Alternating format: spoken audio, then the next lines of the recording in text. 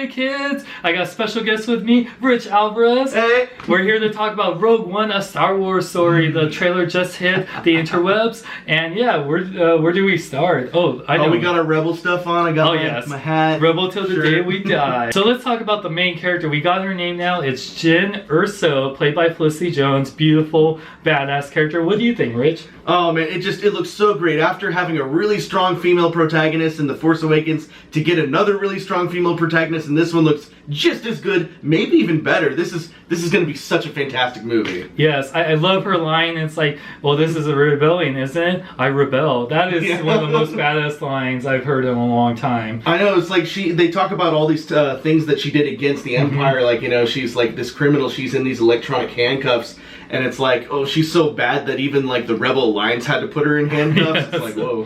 That is pretty cool. And one thing, the little fan theory, especially with the time frame that this takes place before A New Hope, she could maybe be Rey's mom. Who knows? Maybe Luke hooks up with Jyn later on, and you know, that'd be cool. Both Felicity Jones and Daisy Ridley are both brunette, and they're both British. And British. So there we go. So who knows? Maybe she could be Rey's mom. I mean, that's just fan theory. I'm totally down for shipping Jyn Erso and Luke Skywalker. If that ends up being Rey's parents, then I'm so good it's ridiculous. Another really cool thing is the return of Mon Mothma. I cannot believe this. They got an actress that looks almost just like the original actress, so it's definitely going to top that 30 seconds of screen time she got in Return of the Jedi. Yeah, she'll probably have now 60 seconds of screen time. No, I hope we see more of her. I hope we see a lot of returning characters. We have rumors that Darth Vader might return, but at least getting some cool rebellion characters would be great. Yeah. Seeing some old classic original trilogy characters, that's really exciting. And I think this is the first time we've seen an original trilogy character being played by a new actress. Yes, this is the first time, I think. But it won't be the last time, because we'll see a new actor playing Han Solo in the upcoming Han Solo movie as well. Yes. And I think that they've narrowed it down to 3 or 2 guys. I believe it's going to be Egerton, but we'll find out. So we knew from the beginning the Death Star would be in this. This is about the Rogue One team getting the Death Star plans and seeing the big old disc being... I know, it's like being put in there like a Lego set, you know? That'd be like just so funny. It's like connecting the pieces, like, dude, oh, come on, oh, it's like falling out. It's like, oh. Now the next thing we need to see is a giant Sean Longhand putting it all together. That'd be hilarious. Oh my, that reminded me of Spaceballs with like the big made Death Star thing coming on. That'd be great. That'd be a deleted scene. But yeah, the Death Star is a big plot point in this movie, which is great to see. I love seeing it all being put together like that. It's maybe a slight continuity error, because at the end of episode 3 we already saw the disc as part of the construction. I'm glad you pointed that out. But you know, that's okay, because you know it's going to be awesome no matter what. Yeah, I feel like in the 20-something years between those movies, I felt like, you know what, let's get an even better disc. They probably took the old disc out and then did some stuff. Well, that's what we're gonna say. One of the new characters is played by Ben Mendelsohn, who is from The Dark Knight Rises and many other great movies. He plays what appears to be an Imperial type of general type of guy. We don't know his character yet. His name hasn't been revealed. Yeah, it's really interesting because he's got this really fancy looking cape, which looks amazing. We've never really seen an Imperial look like that before, except for, of course, like Vader, you know, with the cape. So yeah, I love capes. He's probably a really important Imperial, but you know, it's like, where does Tarkin play into this? Because remember, Grand Moff Tarkin is the leader of the Death Star, so I wonder if we're going to see like a CG version of him or something. Since Peter Cushing has passed away many years, it's like, yeah, they would have to have a new actor play him. Yeah, to see with Vader or Tarkin playing in this, that will be, we'll see in future trailers maybe. They did recast Mon Mothma. Yes. Maybe they'll finally recast Tarkin, someone who looks like Peter Cushing enough. Yes. And then with makeup and maybe some CG, make him look like just like the character. But this character looks like he's going to basically take that place. Maybe he's like the precursor to Tarkin. Yes, he's like the boss before the final boss. Yeah, I haven't read, what's the book?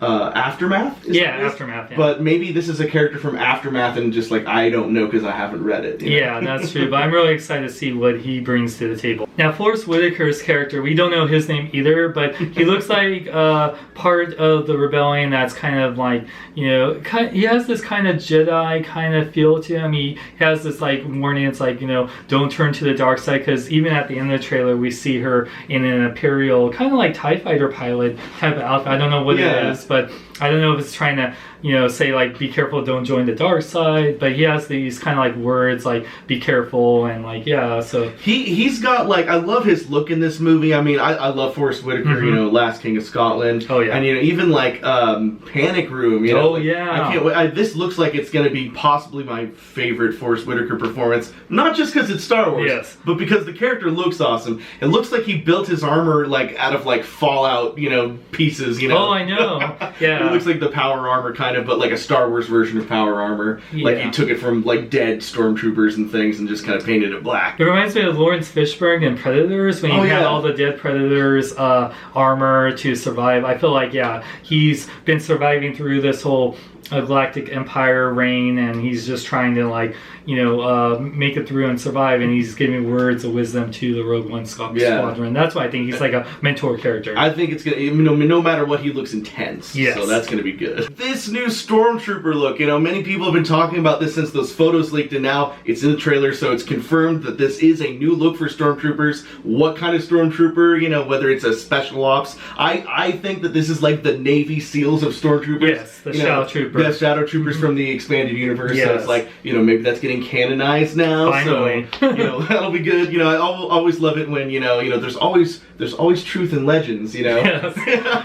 No, it's true. A lot of the expanded universe, or the stuff in the books has influenced even like the Force Awakens, like with the Solo twins, and you know, Jason Solo like totally inspired Kylo Ren, I think. So subconsciously. Subconsciously. So I feel like there's so much good Star Wars lore from the Legends stuff that I feel like this is kind of making its way into now canon Star Wars universe. We saw in the trailer a line of rebels with handcuffs on. They're being taken away somewhere. That's really exciting to me, because nowhere in the original trilogy, or you know, we don't see what the Empire actually does to punish rebels. Right. It's kind of like we always see rebels just die. You know, it's like, I'm hit. Ah!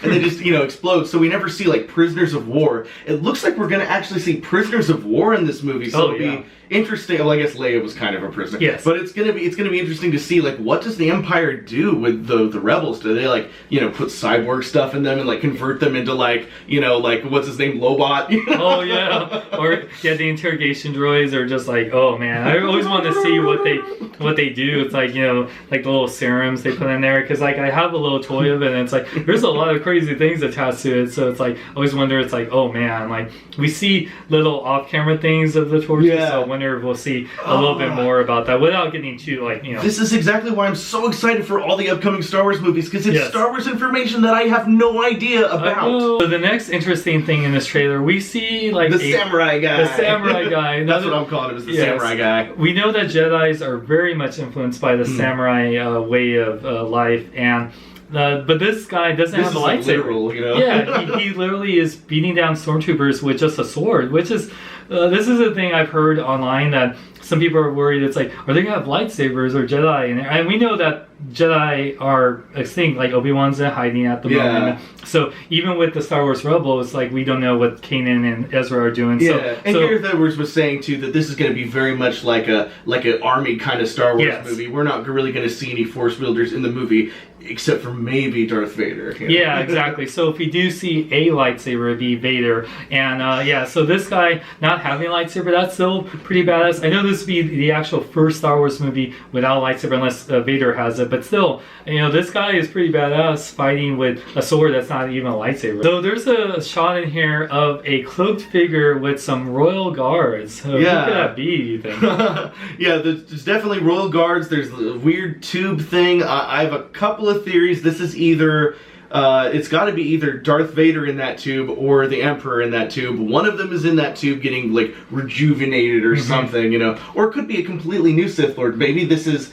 the origin of Benicio del Toro's character in Episode 8, which would be a really cool connection. Just like, oh look, he was happening before the original trilogy, you know. Oh yeah, and or it could be an Inquisitor. Like I really like that Rebels has established the whole Inquisitor thing. We know there's more than one, as Rebels has stated. So this could be an Inquisitor character. It could I would love that. Yeah, I would love to see that. Anything created specifically for Clone Wars or Rebels coming into a live-action movie, I'm so down for that. It's ridiculous. Yeah, of course. Since they work all together, they would probably give each other ideas and work around that. Especially since Rebels and this movie are happening around the same time, I would hope that we get some sort of Rebels nod. You know, have you ever looked at those photoshopped pictures of AT-ATs like in World War II settings? That's what this feels like. Yes. It's like Normandy, D-Day or something with the AT-ATs on the beach. Like, oh, so good. Because the only thing we've ever seen AT-ATs really do is in the snow on Hoth. And like, to see them, I can't wait. It's going to be a whole new AT-AT scene where they're on the ground running. They're not in speeders or anything. Oh, yeah. So this is like, nah. I know.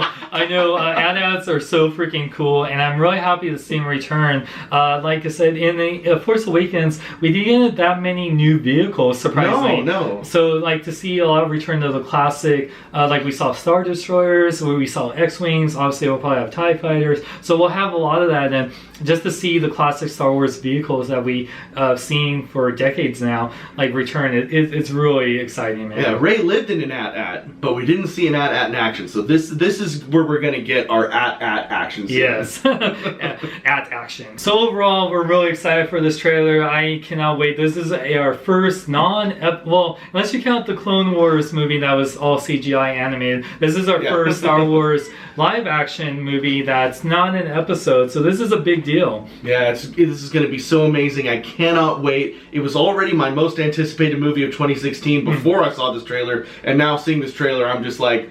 I'm so excited. It's like unbelievable. It's so great that now pretty much Christmas time is being associated with Star Wars. I know, right? When it's Christmas, we get Merry Star Wars. Yes, exactly. So I'm really excited for this movie. I mean, this is such a great, like someone was saying it's like James Bond in space, like with the whole, trying to steal the Death Star plans. And yeah, Felicity Jones's character is just, oh man, I really see a lot of people cosplaying as her and the whole Rogue One team. So, and the team look great. Like, I like that there are a lot of different nationalities. Oh, I know. This is probably the most diverse Star Wars cast ever. So that's really good too. Yeah, I really love it. And yeah, we got like so many people being represented in this. And one thing I did notice, the Rebel Alliance needs more aliens, I think, because we got that in the Resistance. Like, we got a bunch of different elements. I hope we do see that, because we saw a lot of humans. I want to see more aliens. That's something I love about Star Wars. Not just nationalities of human, but like, different species of aliens. We gotta get Gungans on that team. Yeah. Means I steal the Death Star plan. No, it's like no. But, joking. But overall, I'm so excited for this movie, and we're both excited, right? I know, I'm so excited. Geez. Well, yeah, that's pretty much all I have to say. Oh, yes. Well, you guys, if you want to check out the trailer, if you haven't yet, while you're watching this video instead of watching the trailer first, click on the link in the description and make sure to subscribe to Rich Alvarez. His channel is awesome. Does so many great video game skits, and he's a big fan of Star Wars, obviously, as well as Super Mario, and I'm going to be doing some collabs on his channel, so stay tuned for that. And anything else you want to say, Rich? Just follow me on Instagram, Rich M. Alvarez.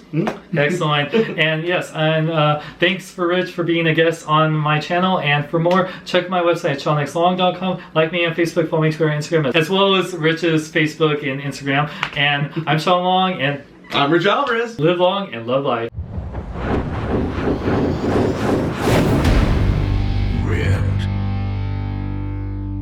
It's the Hot Toys DC Trinity. Oh yeah! Wait a second, you're not a Hot Toys. Well, technically I'm a Barbie, but I'm a pretty hot toy. Oh